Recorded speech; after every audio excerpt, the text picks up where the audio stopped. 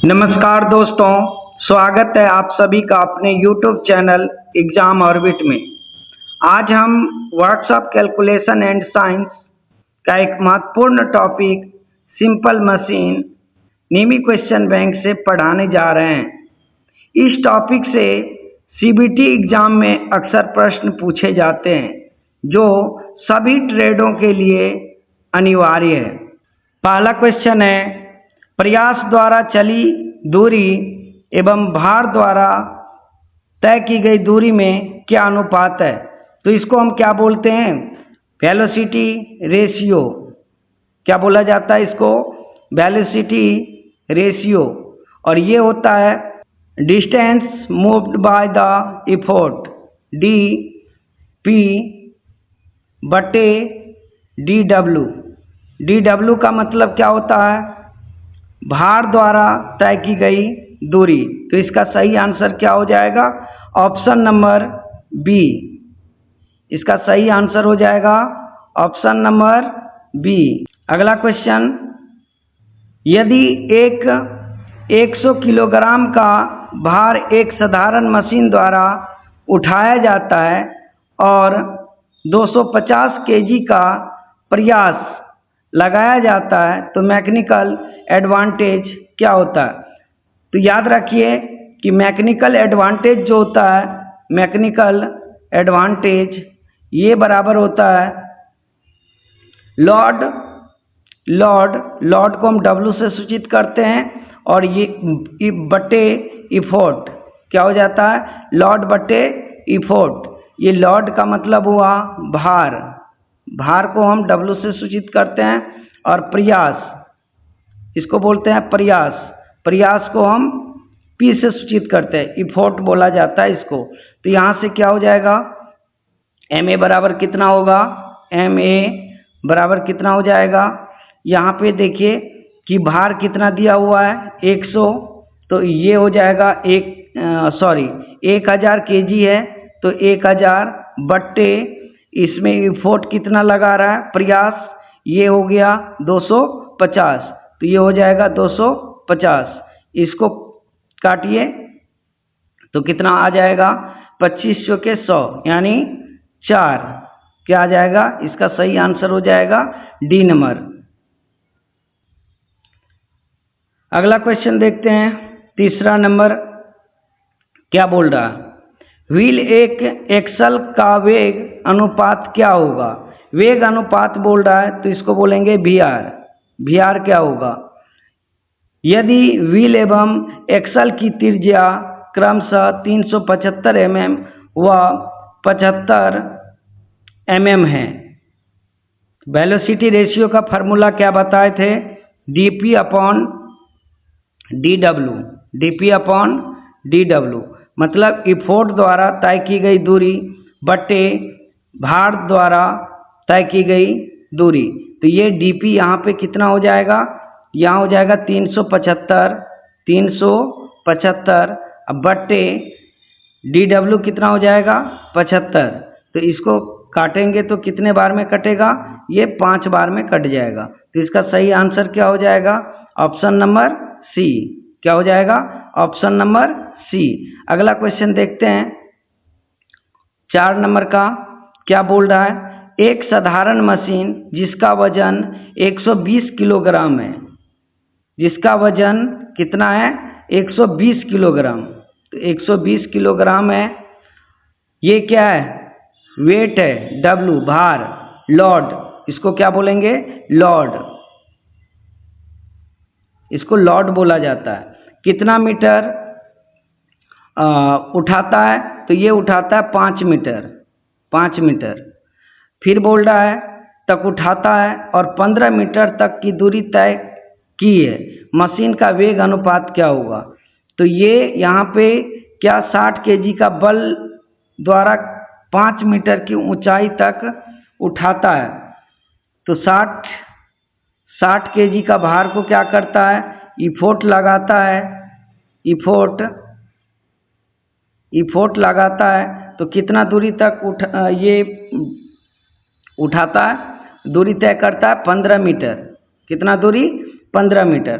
तो यहाँ से वेलोसिटी रेशियो क्या हो जाएगा, वेलोसिटी रेशियो हो जाएगा, वेलोसिटी रेशियो बराबर क्या हो जाएगा 15/5। इसको काटेंगे तो कितना होगा 5 तिया 15। तो इसका सही आंसर क्या हो जाएगा, ऑप्शन नंबर सी, मतलब तीसरा ऑप्शन। अगला क्वेश्चन देखिए 5वां नंबर क्या बोल रहा है कि साधारण स्क्रू जैक की इफिशिएंसी क्या है जिसका वेग अनुपात इतना और मैकेनिकल एडवांटेज इतना हो। तो इफिशिएंसी बराबर क्या बताए हैं, इफिशिएंसी बराबर होता है क्या, इफिशिएंसी बराबर हो जाता है मैकेनिकल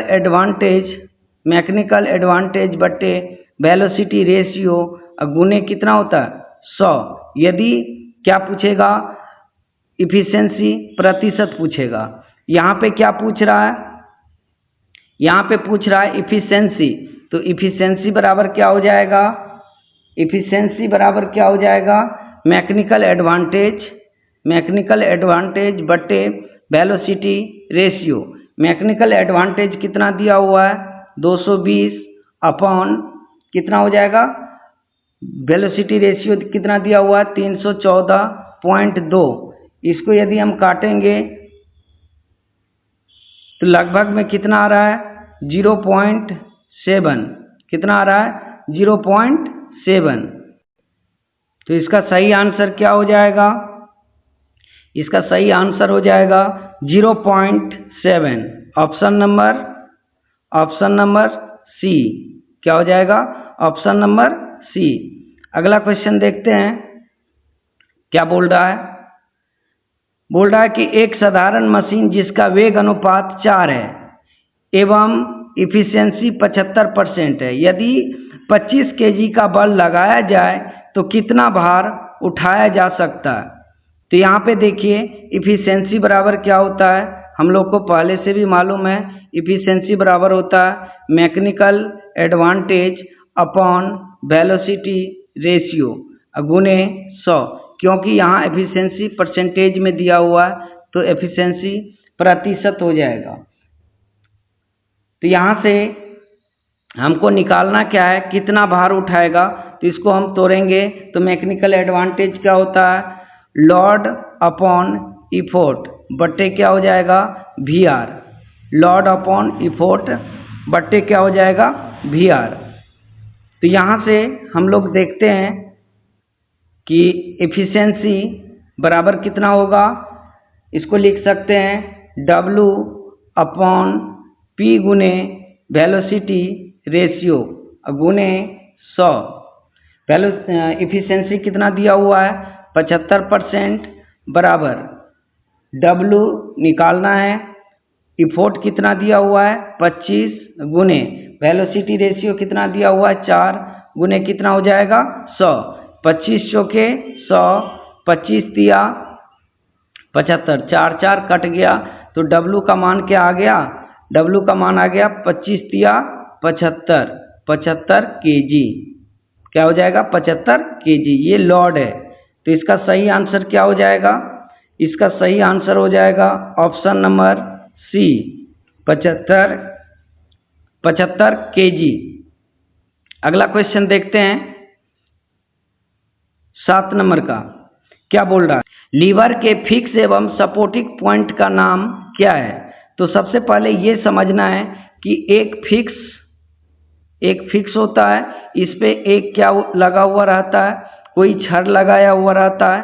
मान लीजिए कि इधर से इस पे क्या डाल रहे हैं इफोर्ट डाल रहे हैं, इफोर्ट का मतलब होता है प्रयास या आयास, और इधर जो है हम क्या किए लॉड दे दिए, लॉड दे दिए L, या इसको W से भी सूचित करते हैं।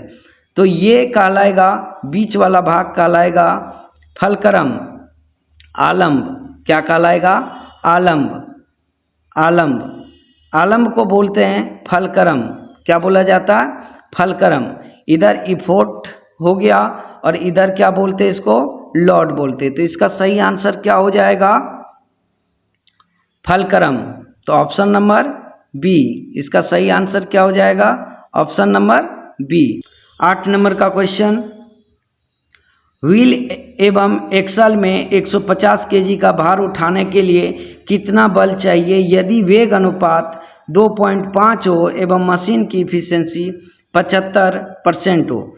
तो इफिशियंसी बराबर फार्मूला याद है, क्या होता है, W/P गुने वेलोसिटी रेशियो गुने 100। इफिशियंसी कितना दिया हुआ है, 75, बराबर वेट कितना दिया हुआ है, 150, बट्टे कितना हो जाएगा, P कितना दिया हुआ है, P निकालना है, वेग अनुपात कितना दिया हुआ है, 2.5 गुने कितना हो जाएगा, 100। ये पॉइंट उड़ेगा तो यहाँ एगो 0 उतरेगा, तो ये कितना हो जाएगा, 25 चौके 100, 4 हो जाएगा। यहाँ से देखिए 25 तिया 75 और इधर कितना हो जाएगा, 25 चौके 100, ये क्या हो जाएगा, 25 चौके 100। तो यहाँ से इसको काटिए, 5 तिया 15, तो कितना होगा, 4 चौके 16 पंचे 80, तो ये हो जाएगा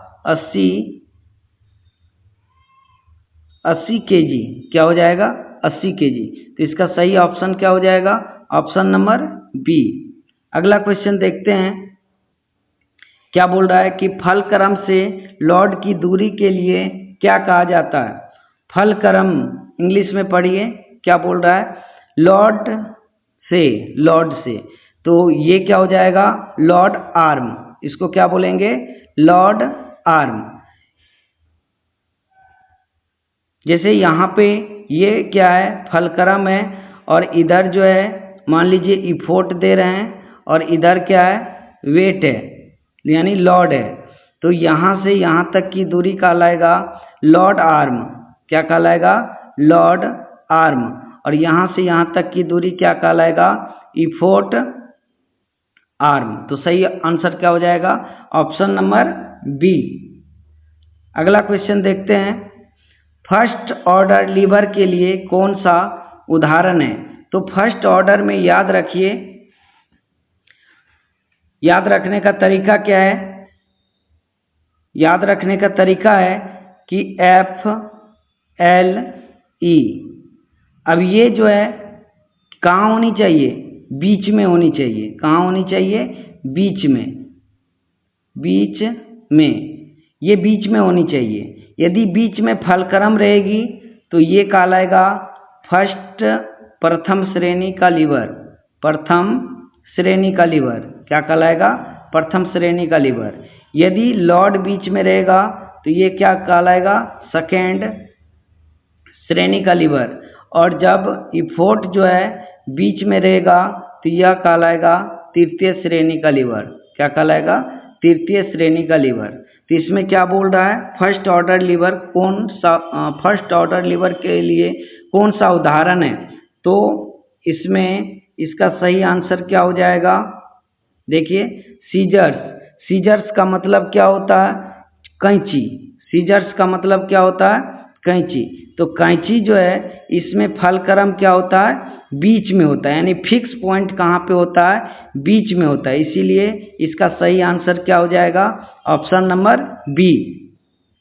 ऐसे बेसिकली प्रथम श्रेणी के उत्तोलक जो होती है, लीवर जो होती है, उसमें क्या क्या आता है, पिलास आता है, कैंची, तराजू, नेल कटर, चप्पाकल, साइकिल का ब्रेक, सीसॉ, सरसी इत्यादि इस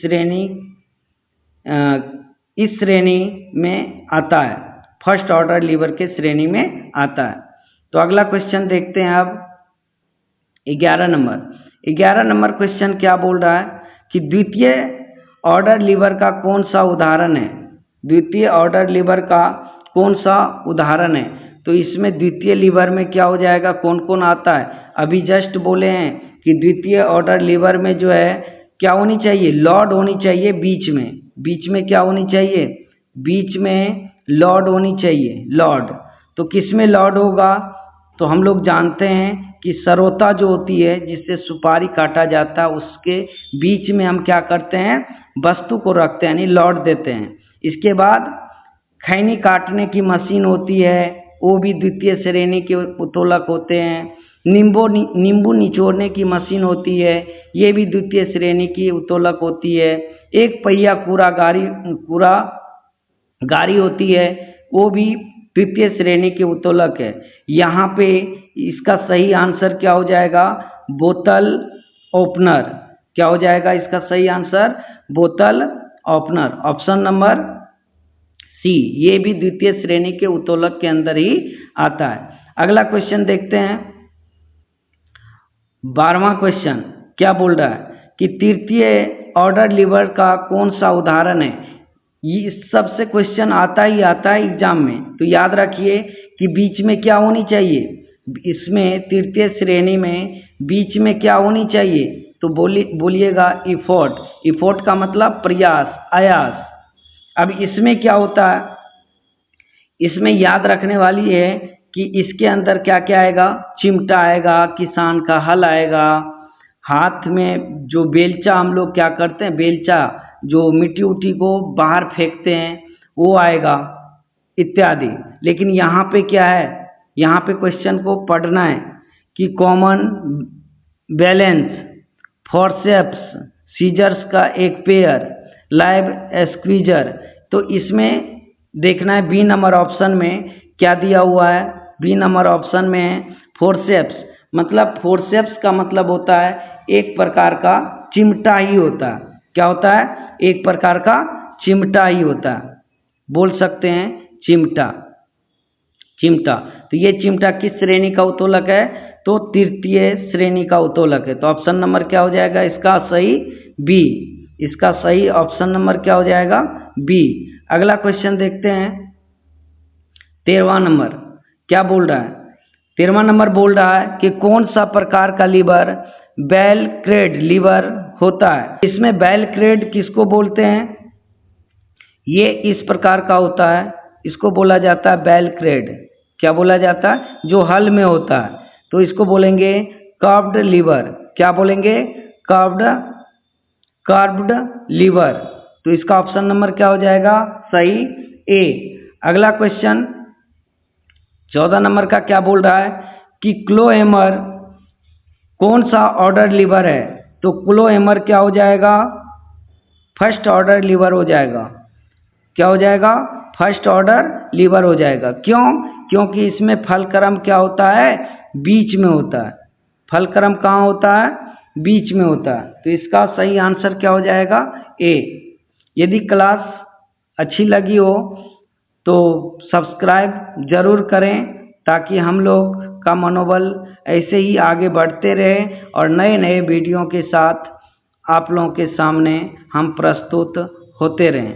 धन्यवाद।